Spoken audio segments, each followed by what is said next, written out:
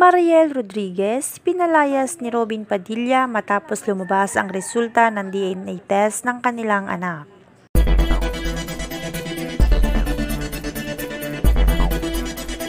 Viral ngayon sa social media ang hiwalayang Mariel Rodriguez at Robin Padilla. Ito'y matapos mapag-alaman raw ni Robin ang buong katotohanan tungkol sa mga anak nito. Ayon kasi sa usap-usapan ay hindi raw si Robin ang totoong ama ng mga anak ni Mariel Rodriguez. Ikinagulat naman ito ng marami maging ni Robin Padilla. Kaya nagsagawa ito ng isang DNA test upang mapatunayan nga ang mga balitang lumalabas gaya nito. At ilang araw lang ang lumipas ay dito na napag-alaman ni Robin ang lahat ng katotohanan.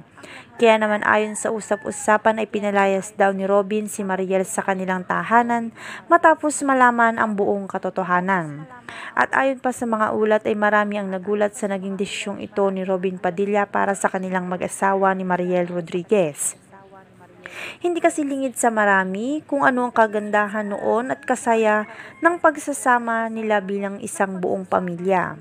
Ngunit nawala ito sa isang iglap lamang dahil sa isang pagkakamali.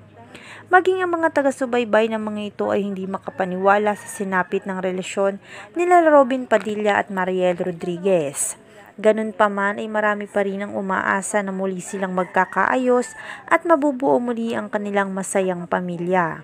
Sa ngayon naman ay patuloy na inaabangan ng lahat ang magiging pahayag ni Robin Padilla tungkol sa balitang ito.